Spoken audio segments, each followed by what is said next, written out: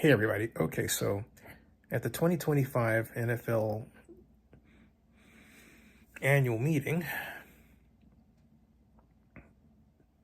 the announcement is made essentially that, and this comes from the Haslams. Hey, we made a mistake with Deshaun Watson. Okay, and they invested a lot of money on him. They lost what, 250 million. Okay, they're cutting him. They're moving on. This on the heels of the Browns not signing Jameis Winston. And this on the heels of the Browns trading Dorian Thompson-Robinson. So let's see. What do Deshaun Watson, Jameis Winston, and DTR have in common? Aside from their roles as NFL quarterbacks, they're all black. They're all black. They're all black. And it marked the first time in history that the Browns had an all-black quarterback room last year. And I wondered for a second if they were trying to make a statement or what was that all about? In other words, why would they do that? I'm still wondering.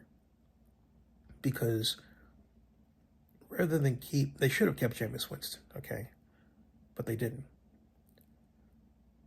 It really feels like there was an undercurrent of management racism that said, hey, you know what?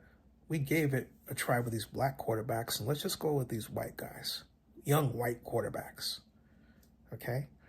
Now, a number of you are going to say, well, the Browns have tried out Cam Ward and Shedeur Sanders. I don't think the Browns are going to spend a scintilla of effort getting a quarterback that high.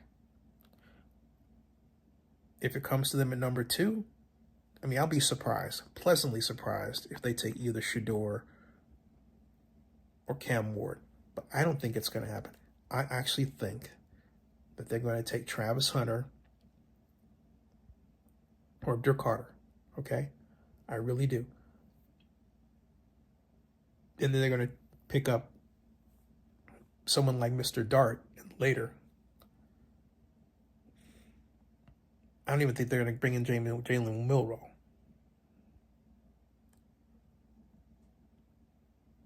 And I'm happy to be wrong, but I don't think I'm wrong. My spider sense is really tingling about this. You think it's going to be Cam Ward? I think, he says not Sanders, he's overrated. No, I don't think, Shedeur is not overrated at all. Shedeur is a terrifically accurate passer who is in a poorly designed offense most of the time. And I'll be specific about what I mean by poorly designed. And thank you for the comments. Poorly designed because the receiver depth didn't match up with offensive line blocking style. So, for example, too often on mid-range to deep throws, the line was retreating way too much and literally bringing the defensive line to the quarterback rather than staying on the line of scrimmage and giving little ground and just fighting. I call that fight blocking, right? A style that was popularized by Dan Rakatovich when he was the offensive line coach of the Pittsburgh Steelers in the 1970s, okay? So he says he has a real good O-line, and that's going in the first round. He has a real good O-line. Oh, I see, yeah, that's true. But I'm talking about the Browns in terms of Kevin Stefanski and their offensive line blocking style. I know they've got a new offensive line coach. They're going to go more play action, which they should, more read option. I think more some of the stylized stuff that we've seen, it would seem, all right? But I believe that they're going to get someone like Dirk Carter to play next to Myles Garrett and strengthen that defense, and then get offensive people later. Now, would I do that way? No, I wouldn't. I would have kept Jameis Winston to begin with. Okay, blessings. I would have kept Jameis Winston. Okay, because he's an excellent passer, an excellent leader.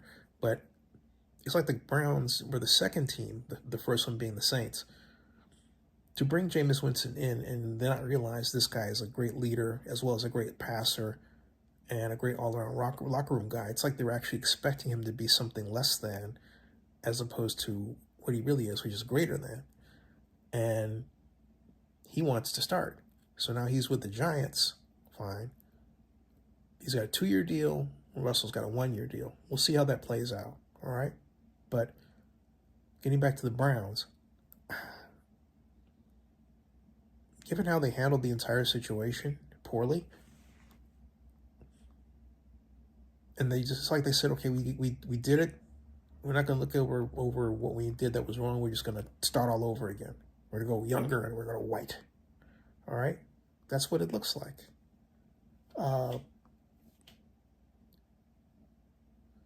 That's really what it looks like. I do not believe the Browns have any intention of taking a quarterback with that pick. They may trade. They could even trade down. Okay. And the reason I say that is because there's something going on up there. So they've got. It's almost like they're saying, okay, Deshaun was nice and everything, but he had his issues, and then Jameis was. I mean, and then DTR just didn't play well. All right. They didn't try to keep any one of them. Now, there are people who want, for example, we've got to bring back Joe Flacco. Joe Flacco can't run anymore. He even said so himself. He said, hey, look, last year I had to run 21 yards, pick up yardage, first down. After that, I could barely call a play in the hole anymore. He said that.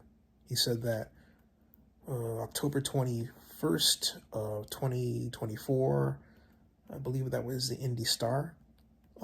He said that. I know he said it in October of 2024. But my thought is he's 41 years old.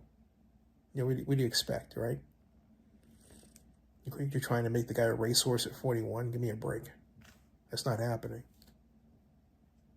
But yeah, I think between the way that when Deshaun got injured, how the fans didn't even clap for him. It took Jameis to come in and just basically read the riot act to everybody, and then people got mad at Jameis when Jameis was only doing the right thing, right?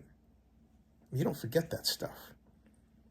And then they had Mary Kay Cabot playing DTR off Jameis. Well, you know, Jameis just throws all these interceptions all the time, and not looking at the fact they put him in a poorly designed air raid offense and didn't even coach him with respect to footwork. So he's throwing an out pattern that's poorly ran. The receiver rolls into the out pattern rather than, you know, running the stem and then suddenly making the cut so that the defender is fooled. Oh, no. They said, we're gonna bring the defender with us. We're gonna give the defender an interception. Oh, yeah. Jeez. Kim Dorsey was such a bad offensive coordinator. I took out a press release and said, fire the guy. He was that bad. All right? Hey, Tommy Rees, I'm going to be watching you, man.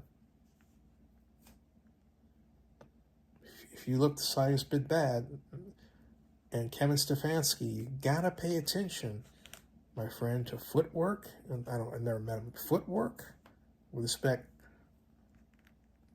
to the pass pattern. All right? All right, that's all I got. I'll see you tomorrow. Subscribe to Zenny. Subscribe the vlog report with Zenny62. Subscribe, please. Bookmark NFL News by Zenny62.com. We'll see you.